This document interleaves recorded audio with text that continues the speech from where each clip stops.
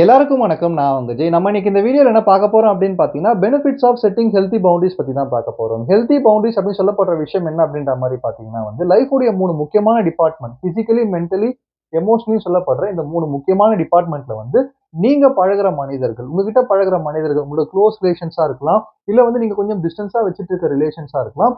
இவங்களுக்கு எந்த அளவு அட்வான்டேஜ் குடுக்குறீங்க, எந்த அளவு லிமிட்ல செட் பண்ணி வச்சிருக்கீங்கன்னு சொல்லப்படுறது தான் பவுண்டரீஸ். அதை எவ்வளவு ஹெல்தியா நீங்க செட் பண்ணியிருக்கீங்க அப்படின்றத பேஸ் பண்ணி தான் நீங்க எப்படி வாழ போறீங்க, உங்க லைஃப் எந்த மாதிரியான ஒரு விஷயத்தெல்லாம் பார்க்க போகுது, என்ன மாதிரியான ஒரு சேலஞ்சஸா இருக்கலாம், என்ன மாதிரியான ஒரு ஹாப்பினஸான விஷயமா இருக்கலாம், உங்க லைஃப்ல நடக்க போகுது அப்படின்னு சொல்லப்படுற விஷயம் இருக்குது அப்படின்றத தெரிஞ்சுக்கோங்க.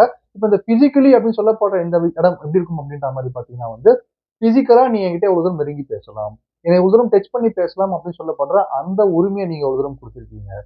எமோஷனலி அப்படின்னு சொல்லப்படுற டிபார்ட்மெண்ட்ல எமோஷனலா நம்ம ஒரு தூரம் டிஸ்கஸ் பண்ணலாம்.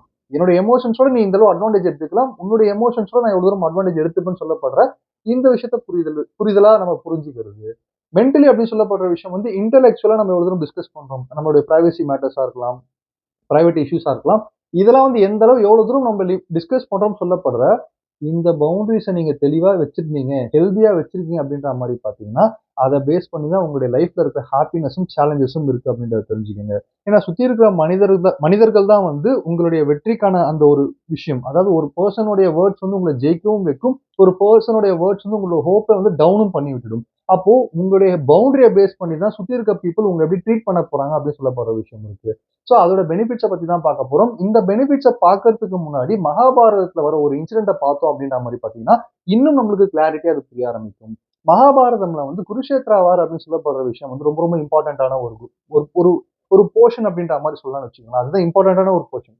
அப்ப அந்த குருஷேத்ரா வார் நடக்கிறதுக்கு முன்னாடி என்ன நடக்குது அப்படின்ற மாதிரி பாத்தீங்கன்னா நம்மளுடைய சவுத்ல இருந்து ஒரு கிங் அங்க போறாரு. அங்க போயிட்டு அவருடைய டேலண்ட்லாம் எக்ஸ்போஸ் பண்ணணும், குருஷேத்ரா வார்ல பார்ட்டிசிபேட் பண்ணி, அதாவது ஹிஸ்டரியில இவ்வளவு பெரிய இடம் பிடிக்க போற இந்த வார்ல நானும் ஒரு பர்சனா இருக்குன்னு சொல்லப்படுற ஆசையால என்ன பண்றாரு அப்படின்ற மாதிரி பாத்தீங்கன்னா கிருஷ்ண பகவான் கிட்ட போயிட்டு சொல்றாரு, இந்த மாதிரி என்கிட்ட இந்த டேலண்ட்லாம் இருக்கு, நான் ஒரு 3 ஆரோ வச்சு மகாபாரத வாரையே முடிச்சிருவேன் அப்படின்ற மாதிரிலாம் சொல்றாரு. அவர் பேர் அரவான். சோ இந்த கிங் இத்தனை விஷயங்கள் சொல்ல ஆரம்பிக்கும் போது கிருஷ்ண பகவான் என்ன யோசிக்கிறார் அப்படின்ற மாதிரி பாத்தீங்கன்னா இந்த அரவான் அப்படின்னு சொல்லப்படுற பர்சன் ரொம்ப டேலண்டடான பர்சனா இருக்காரு, இவரை குருஷேத்ரா வார நம்ம பிளே பண்ண விட்டோம், சண்டை போட விட்டோம் அப்படின்ற மாதிரி பாத்தீங்கன்னா நம்ம நினைச்ச மாதிரி எல்லாமே ஸ்கெட்ச் போட்ட மாதிரி எல்லாமே பர்ஃபெக்டா போகாது. அதனால வேற சில பிளான் பண்ணி என்ன பண்றாரு அப்படின்ற மாதிரி பாத்தீங்கன்னா அரவான் அவரே அவரை பலி கொடுக்குற மாதிரி செஞ்சுடுறாரு. எனக்கு நீ நீயே உன்னை பலி கொடுத்துக்கோ அப்படின்ற மாதிரி ஒரு பிளான் பண்ணி அவரே பலி கொடுக்க வைக்கிறாரு. அப்ப அரவான் என்ன சொல்றாரு அப்படின்ற மாதிரி பாத்தீங்கன்னா, ஓகே நீங்க கேக்குறீங்க, கிருஷ்ணர் கேக்குறீங்க, நான் ஒத்துக்கிறேன், நான் பலி கொடுத்துக்கிறேன். ஆனா அதுக்கு முன்னாடி எனக்கு ஒரே ஒரு ஆசை இருக்கு. என்ன அப்படின்ற மாதிரி பாத்தீங்கன்னா குருஷேத்ரா வார்ல பார்ட்டிசிபேட் பண்றதுக்காக நான் அவ்வளவு தூரத்துல இருந்து இங்க வந்திருக்கேன். அட்லீஸ்ட் குருஷேத்ரா வார நான் ஃபுல்லா பாக்குறதுக்கான அந்த ஒரு அனுமதியாவது எனக்கு வேணும்னு சொல்லிட்டு கேட்கிறாரு. சரி அப்படியே ஆகட்டும்னு சொல்லிட்டு கிருஷ்ண பகவான் சொன்ன அப்புறமா இவரும் பலி கொடுத்துக்கிறாரு. அவர் பலி கொடுத்த அப்புறமா அந்த தலை இருக்குல்ல, அந்த தலை ஒரு மலை மேல கொண்டு போய் வச்சிடுறாங்க. அந்த தலையில இன்னும் உயிர் இருந்துட்டு இருக்கு. ஐ மீன் அந்த உடம்புல உயிர் இருந்துட்டு இருக்கு. அந்த தலை எல்லாத்தையுமே பாக்குது. அரவானுடைய தலை மலை உச்சில இருந்து எல்லாத்தையுமே பாக்குறதுக்கான வரத்தை கிருஷ்ண பகவான் கொடுக்குறாரு. அன்டில் அந்த குருஷேத்ரா வார் முடிகிற வரைக்கும் உன்னுடைய உயிர் இருக்கும் அப்படின்ற மாதிரி ஒரு வரம் கொடுத்துட்டு அந்த குருஷேத்ரா வார் நடக்கிற அந்த 18 நாளும் இந்த அரவானுடைய தலை எல்லாத்தையுமே பாக்குது. ஸ்டார்டிங்ல இருந்து எண்டு வரைக்கும் இன்ச் பை இன்ச்சா யார் எப்படி அடிக்கிறா, யார் எப்படி வீழ்றா அப்படின்னு சொல்லப்படுற எல்லாத்தையுமே பாக்குது.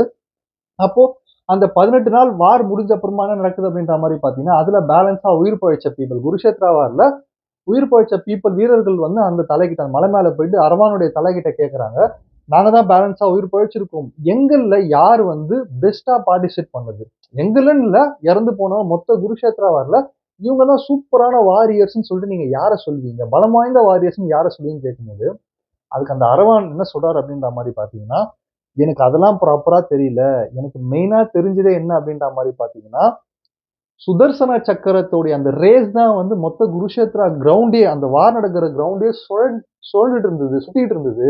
அந்த ரேஸ் பட்டு தான் இங்க எல்லாமே நடந்துட்டு இருந்தது தவிர்த்து உங்களுடைய திறமையால எதுவும் நடந்த மாதிரி எனக்கு தெரியல. சோ என்னால இங்க யாரு பெஸ்ட் பிளேயர்னு சொல்ல முடியாது, வொர்ஸ்ட் பிளேயர்னு சொல்ல முடியாது. ஏன்னா இப்போ ஒரு வாரியர் இன்னொரு வாரியரை கொல்லும் போது அந்த கொலை பண்றாரு, இல்ல அந்த வாரியரை கொலை பண்ணுன்ற நோக்கத்துல அடிக்கும் போது அவருடைய திறமையால அந்த ஆப்போசிட்ல இருக்கிற அந்த எனிமியை வீழ்த்தல, சுதர்சன சக்கரத்தோடைய அந்த ரேஸ் பட்டு தான் அவர் இறந்து போறாரு.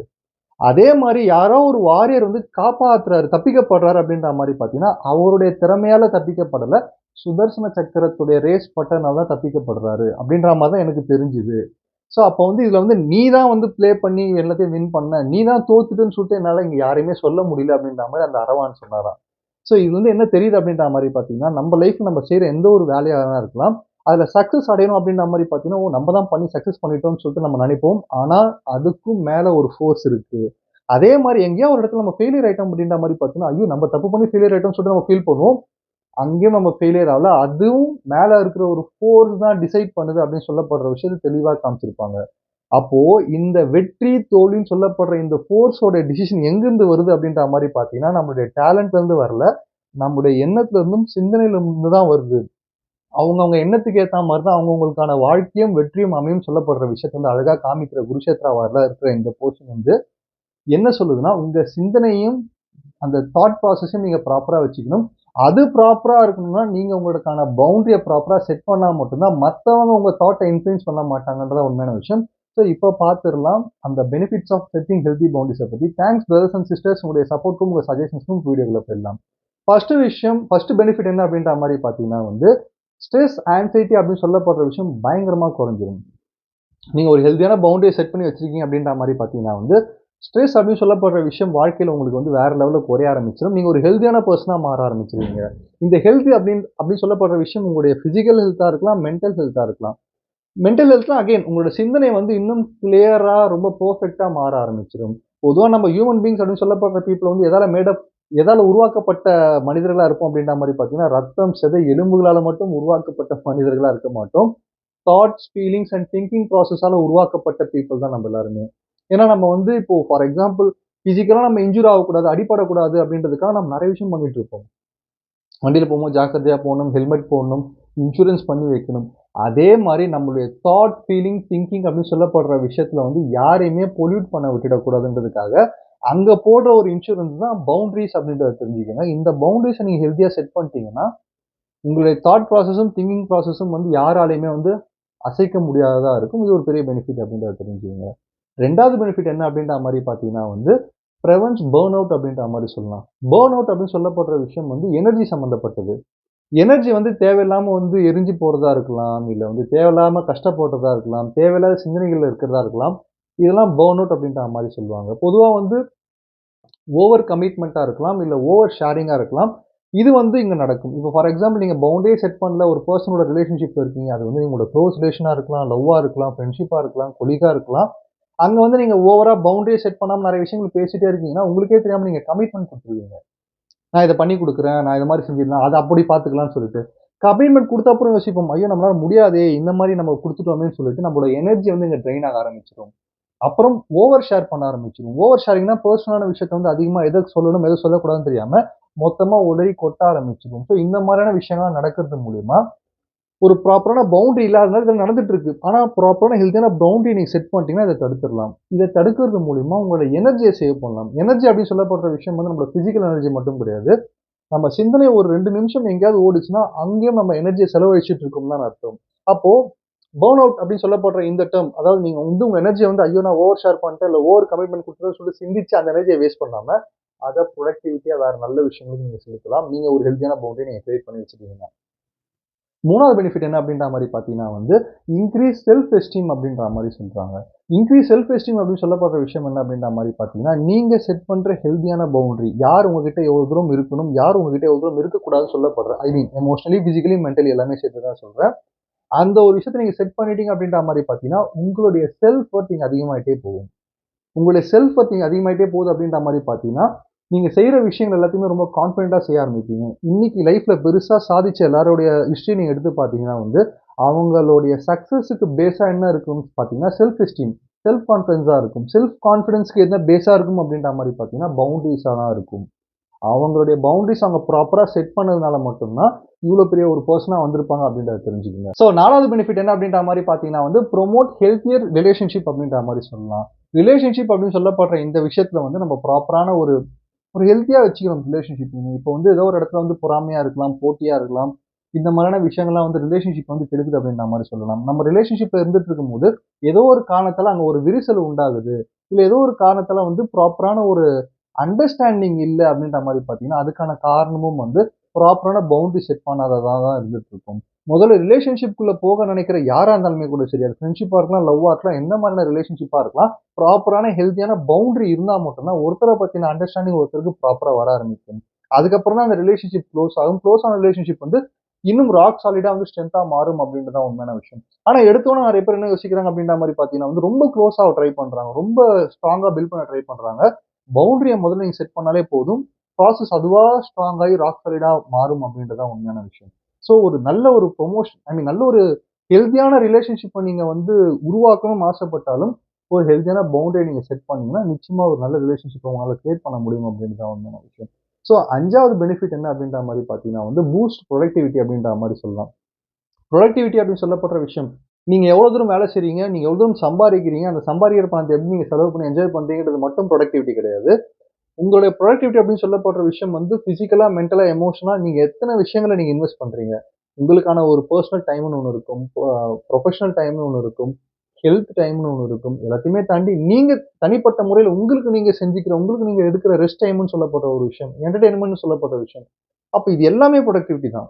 காலையில எழுந்ததுல நீங்க உங்களோட நேரத்த எந்தெந்த விஷயத்துக்குலாம் கவனம் குடுக்குறீங்களோ, எல்லாமே புரொடக்டிவிட்டி தான். அப்ப அந்த புரொடக்டிவிட்டி அப்படின்னு சொல்லப்படுற விஷயத்த நீங்க எவ்வளவு தூரம் ப்ராப்பரா வச்சிருக்கீங்க அப்படின்றத பேஸ் பண்ணி தான், உங்களோட லைஃப்ல வந்து நீங்க எந்தெந்த ஏரியால நீங்க உங்களே நீங்க அர்ப்பணிச்சு செயல்படுறீங்களோ, அதுல நீங்க முழுமையா செயல்பட முடியும் அப்படின்னு தான் உண்மை.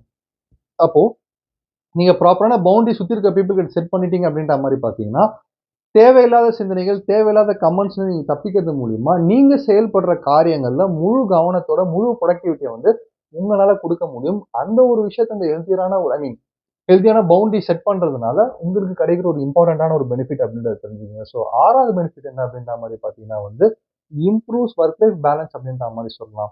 ஒர்க் லைஃப் பேலன்ஸ் அப்படின்னு சொல்லப்படுற விஷயம் நம்ம என்ன யோசிப்போம் அப்படின்ற மாரி பார்த்தீங்கன்னா, ஆஃபீஸ்லவே 12 மணி நேரம் ஒர்க் பண்றோம். அதுக்கப்புறமா வந்து இத்தன விஷயங்கள் குடுக்குறாங்க. வீக்கெண்ட்லயும் ஒர்க் பண்ண சொல்றாங்க. அப்படி இப்படின்னு யோசிச்சுட்டு இருக்கோம். ஆனா உண்மையிலேயே நம்ம ப்ராப்பரா யோசிச்சோம், தெளிவா நம்ம பிளான் பண்ணோம் அப்படின்ற மாரி பார்த்தீங்கன்னா, அது எல்லாத்துக்கும் மேல ப்ராப்பரா ஹெல்த்தியா பவுண்டரி செட் பண்ணிட்டோம்னா, நம்மனால நம்ம நெனச்சு பார்க்க முடியாத அளவுக்கு நம்ம டைம சேவ் பண்ண முடியும். ஒர்க்கையும் ப்ராப்பரா செஞ்சு முடிக்க முடியும். அதுல முதல் விஷயம் என்ன அப்படின்ற மாரி பார்த்தீங்கன்னா, நோ சொல்ற தைரியம் இருக்கணும் அப்படின்ற மாரி சொல்லுவாங்க. இப்ப மேனேஜர் ஒரு டாஸ்க் சொல்றாங்க அப்படின்ற மாரி பார்த்தீங்கன்னா, நம்மளால முடியலனா கூட ஓகே செஞ்சிடலாம் அப்படின்னு சொல்லிட்டு வாங்கி செய்யறத விட, என்கிட்ட வேற டாஸ்க் இருக்கு. இத முடிச்சுட்டு தான் அத எடுக்க முடியும்னு சொல்லப்படுற அந்த ஒரு தைரியத்த வளர்த்துக்கிறதா இருக்கலாம். இல்ல கொலீக்ஸ் நம்ம கிட்ட வந்து ஒர்க் பண்ற இடத்துல வந்து ரொம்ப பெர்சனலா நம்ம டைம் எடுத்துக்கும்போது, அங்க வந்து ப்ராப்பரா கட் பண்ணி எனக்கு வேற வேலை இருக்குன்னு சொல்லிட்டு நீங்க மூவ் ஆவறதா இருக்கலாம். இந்த மாரியான சின்ன சின்ன பவுண்டரிஸ் நீங்க செட் பண்ணும்போது, ஒர்க் லைஃப் பேலன்ஸ் உங்களுக்கு நல்லா இருக்கும். உங்களுக்கான பெர்சனல் டைம், உங்களுக்கான ப்ரொஃபஷனல் டைம்னு சொல்லிட்டு பிரிச்சு பார்க்க முடியும் அப்படின்னு சொல்லப்படுற விஷயம் தான் ரொம்ப ரொம்ப இம்பார்ட்டன்டான விஷயம். ஹெல்த்தியான பவுண்டரி நீங்க செட் பண்றது மூலியமா, இந்த விஷயத்த நீங்க எடுத்துக்கலாம் அப்படின்றது தான் ரொம்ப இம்பார்ட்டன்டான விஷயம். ஸோ ஃபைனலான விஷயம் என்ன அப்படின்ற மாரி பார்த்தீங்கன்னா, சென்ஸ் ஆஃப் கண்ட்ரோல் அப்படின்ற மாரி சொல்லலாம். உங்க லைஃப் வந்து உங்க கண்ட்ரோல். அதாவது கிளட்சும், பிரேக்கும் கண்ட்ரோல் இருக்கிற வரைக்கும் தான் வண்டி ப்ராப்பரா போகும்னு சொல்லப்படுற மாரி, உங்களோட லைஃப் உங்க கண்ட்ரோல் இருக்குது அப்படின்னு சொல்லப்படுற விஷயம் வந்து, நீங்க செட் பண்ணி வச்சிருக்கிற ஹெல்த்தியான பவுண்டரிய பேஸ் பண்ணி தான் இருந்துட்டு இருக்கு. நீங்க எடுக்கிற டிசிஷனா இருக்கலாம். நீங்க எடுக்கிற சின்ன சின்ன என்ன என்ன சொல்றது? அறிவுரைகள். இன்னொருத்தருக்கு அட்வைஸ் குடுக்கிறதா இருக்கலாம். இல்ல நீங்களே உங்களுக்கு அட்வைஸ் பண்ணிக்கிறதா இருக்கலாம். எல்லாத்துக்குமே பேஸ் என்ன அப்படின்ற மாரி பார்த்தீங்கன்னா, உங்களுடைய கண்ட்ரோல் எவ்வளவு தூரம் இருக்கு. அந்த கண்ட்ரோல பேஸ் பண்ணி தான் எல்லாமே இருந்துட்டு இருக்கு. இப்போ ஃபார் எக்ஸாம்பிள் இன்னைக்கு உங்க டே வந்து ஸ்டார்ட் ஆகுது. அந்த ஸ்டார்ட் ஆகுற டே வந்து ரொம்ப ஹேப்பியா, சூப்பரா, பயங்கர எனர்ஜெட்டிக்கா ஸ்டார்ட் ஆகுதுன்னா, பிரச்சனையே இல்ல. நீங்க போற இடங்கள்ல உங்க கிட்ட பிஹேவ் பண்ற பீப்பிள் எப்படி பிஹேவ் பண்ணாலுமே நீங்க கண்டுக்க மாட்டீங்க. ஆனா தப்பி தவறி உங்களோட டே ஆப்வியஸா ஆகும். எல்லாருக்குமே ஒரே மாரி நாட்கள் போகாது. ஒரு நாள் நல்லா இருக்கும். ஒரு நாள் ரொம்ப மோசமா இருக்கும். ஒரு நாள் ஏன்டா வாழ்றோன்ற மாரிலாம் கூட நெறைய பேருக்கு தோணியிருக்கும். ஸோ அந்த மாரி இருக்கும்போது, நம்மள சுத்தி இருக்க பீப்பிள் நம்மகிட்ட ரொம்ப அட்வான்டேஜ் எடுத்துக்கிறாங்க. பவுண்டரியே தெரியாம விளையாடுறாங்க அப்படின்ற மாரி பார்த்தீங்கன்னா, நீங்க ரியாக்ட் பண்ணுவீங்க. உங்களோட ரியாக்ஷன கண்ட்ரோல் பண்ண முடியாது. நெறைய இடங்கள்ல நம்ம யோசிப்போம். நம்ம என்னங்க ரெஸ்பாண்ட் பண்ணாம இவ்வளவு தூரம் தப்பு தப்பா ரியாக்ட் பண்றோம்னு சொல்லிட்டு. அதுக்கெல்லாம் காரணம் என்ன அப்படின்ற மாரி பார்த்தீங்கன்னா, ஹெல்தியான பவுண்டரிய செட் பண்ணாதது தான். ஹெல்தியான பவுண்டரி நீங்க செட் பண்ணிட்டீங்கன்னா, உங்க டே நல்லா இருந்தாலும் சரி, மீடியமா இருந்தாலும் சரி, மோசமா இருந்தாலுமே கூட சரி, சுத்தி இருக்க பீப்பிள் உங்ககிட்ட ப்ராப்பரா பிஹேவ் பண்ணுவாங்க. உங்ககிட்ட அட்வான்டேஜ் எடுத்துக்க மாட்டாங்க. ரெஸ்பெக்ட் குடுப்பாங்க உங்களுக்கு. அப்போ உங்களோட டேவ உங்களால மாத்த முடியும். அப்போ உங்களுடைய லைஃப் போற அந்த ரூட்ட கூட உங்களால ப்ராப்பரா சேஞ்ச் பண்ணிக்க முடியும். நீங்க ஹெல்தியான ஒரு பவுண்டரீஸ சுத்தி இருக்க பீப்பிள் கிட்ட செட் பண்ணீங்கன்னா. அத தெரிஞ்சுக்கிட்டீங்கன்னா, ஆட்டோமேட்டிக்கா உங்களோட செல்ஃப் ரெஸ்பெக்ட்டும் நீங்க அதிகமாகும் அப்படின்னு சொல்லப்படுற விஷயம் தான் உண்மையான விஷயம். ஸோ 2வது வீடியோல நான் என்ன சொல்ல வரேன் அப்படின்ற மாரி பார்த்தீங்கன்னா, ஹெல்தி பவுண்டரி அப்படின்னு சொல்லப்படுற விஷயம் வந்து ரொம்ப ரொம்ப ரொம்ப இம்பார்ட்டன்ட்டான ஒரு விஷயம் எல்லாரோட லைஃப்லயுமே. அந்த மாரி ஒரு ஹெல்தி பவுண்டரிய நீங்க செட் பண்ணும்போது மட்டும் தான் லைஃப்வுடைய இம்பார்ட்டன்ட்டான ஒரு சீக்ரெட் உங்களுக்கு தெரியும். நீங்க தான் உங்களுக்கு காம்படிஷன். நீங்க தான் உங்களுக்கு காம்படிஷன் அப்படின்னு சொல்லப்படுற விஷயம் தெரிய ஆரம்பிக்கும். நீங்க உங்கள காம்பீட் பண்ணுவீங்க. சுத்தி இருக்க பீப்பிள பார்க்க மாட்டீங்க. எல்லாத்தையுமே தாண்டி சுத்தி இருக்க பீப்புளுடைய கிரிட்டிசிசம், ஜட்ஜ்மெண்ட், அவங்க குடுக்குற கமெண்ட்ஸ் எதுவுமே உங்கள உடைக்கவும் முடியாது. உங்கள அசைக்கவும் முடியாது. உங்களுடைய ஹெல்த்தியர் பவுண்டரிஸ் மூலியமா நீங்களும் வளர்ந்துட்டு இருப்பீங்க. ஆட்டோமேட்டிக்கா உங்க லைஃப்மே வந்து நல்ல ஒரு பொலிவான ஒரு ஒளிமயமான எதிர்காலமா மாறுது உங்க கண்ணு முன்னாடி தெரியும்னு சொல்லிட்டு இந்த வீடியோ முடிக்கிறேன். நன்றி, வணக்கம்.